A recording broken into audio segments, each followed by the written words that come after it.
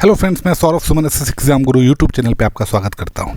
बहुत सारी बिहार एसटीटी को लेके है मैटर। ये चल रहा है कि मैं आपको बिहार एसटीटी के बारे में बता दूं। आपको पता है कि कल अपराह्न कहा गया था और टाइम के लिए तो आप हर समय चलिए कि 6-7 घंटा ये लेट ही रहेंगे, और शाम में एडमिट कार्ड डाउनलोड होने लगा। बहुत सारे लोगों को बहुत दूर दूर से एंटर दिया गया है।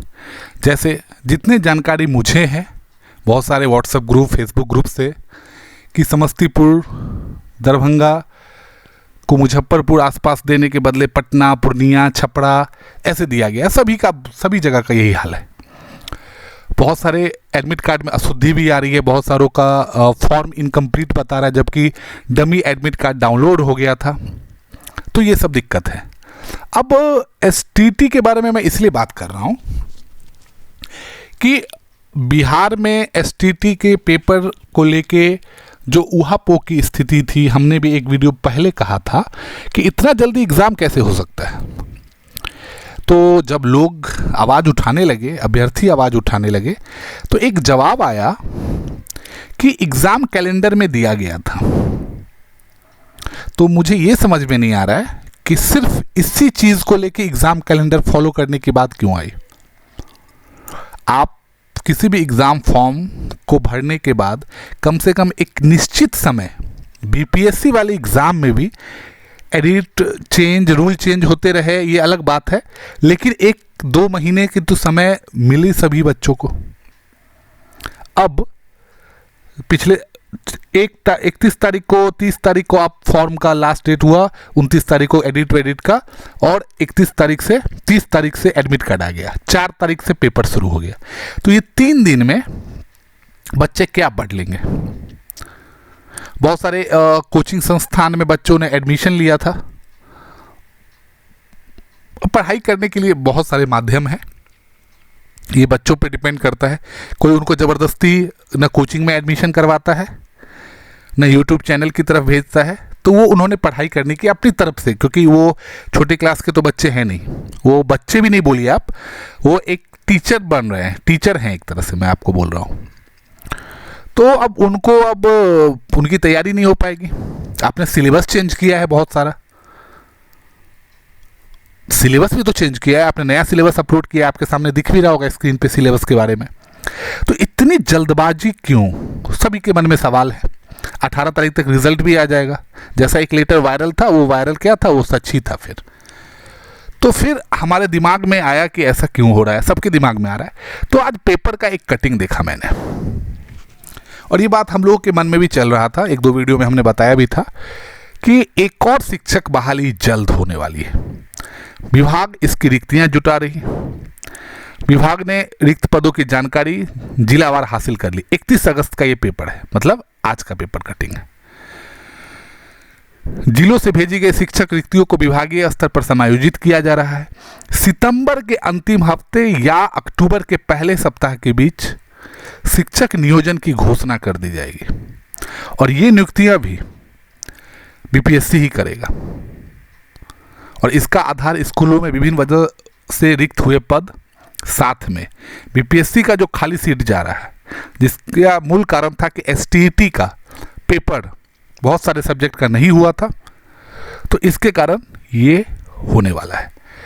तो ये बात आप अपने दिमाग में अभी से डाल लें, तैयारी शुरू कर दे। बीपीएससी लेवल की तैयारी कैसे होती है आपको पता है, आपने पेपर दे दिया है, आपने पेपर देख लिया है। ये बात एक।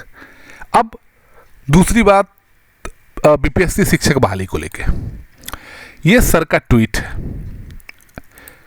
ये अतुल प्रसाद सर का कल का ट्वीट है। टीआरई उम्मीदवार कृपया ध्यान दें, प्रविष्टियों में सुधार का अवसर प्राथमिक सहित सबके लिए, मतलब क्लास 1 से लेके 12 तक के लिए, प्रविष्टियों को समर्पित कागजातों के अनुरूप सही किया जाना अनिवार्य है। अब कोई भी जमा किया गया दस्तावेज बदला नहीं जा सकेगा। और बाद में 4th नंबर पे, प्राथमिक उम्मीदवारों को बाद में सूचित किया जाएगा कि वे अपने बीएड प्रमाण पत्रों को डीएलएड से कैसे बदल सकते हैं। बाकी ऊपर के 3 तो आसान था। अब इसका मतलब यह है और ये बार बार प्रेस कॉन्फ्रेंस में भी बोला जा रहा है कि बहुत सारे लोग डीएलएड भी किए हुए थे, बीएड भी किए हुए थे, लेकिन जब वो फॉर्म भरे थे तो अपने बीएड की सूचनाएं दिए थे। तो क्योंकि सुप्रीम कोर्ट का जो डिसीजन आया है उसके बाद से कयास यही लगाए जा रहे हैं कि बीएड अभ्यर्थियों का रिजल्ट नहीं आएगा, डीएलएड की बहाली होगी। तो अब जो बीएड की जानकारी दिए थे, डीएलएड की जानकारी नहीं दिए थे, तो वैसे अभ्यर्थी के लिए एक बार मौका मिलेगा, एक डेट आएगा जिसमें वो अपना डीएलएड का भी प्रमाण पत्र या जो भी डॉक्यूमेंट इंफॉर्मेशन है वो उसमें प्रविष्ट करेंगे, तो वो उस एग्ज़ाम के लिए भी पात्र हो जाएंगे। तो मेन कंसर्न यही है। सुप्रीम कोर्ट के डिसीजन के बाद ये देखिए बहुत सारे र्यूमर्स आ रहे हैं। आप कोई हियरिंग का 1-2 लाइन का भी वीडियो बन जा रहा है। अब जो जिस पक्ष का वकील है उसके बारे में बताएगा।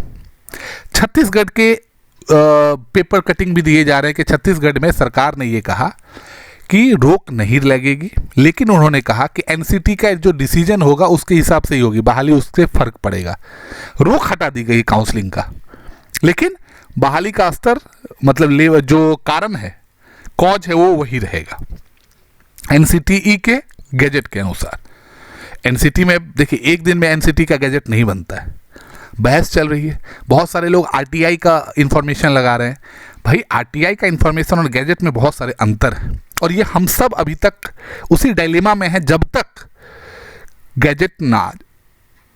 तो इस और मैं ये बात बोलूँगा कि एक चीज़ एज ए टीचर मुझे देख के दुख होता है कि जो घर में लोग डिवाइड नहीं होते, उसको सरकार ने, सुप्रीम कोर्ट ने डिवाइड कर दिया है कि बीएड वाले डीएलएड वाले को सुना रहे हैं, डीएलएड वाले बीएड वाले को सुना रहे हैं। भाई आप दोनों ने पढ़ाई की, आप दोनों के पास डिग्री है, हमारे हिसाब से आप दोनों को जॉब होना चाहिए।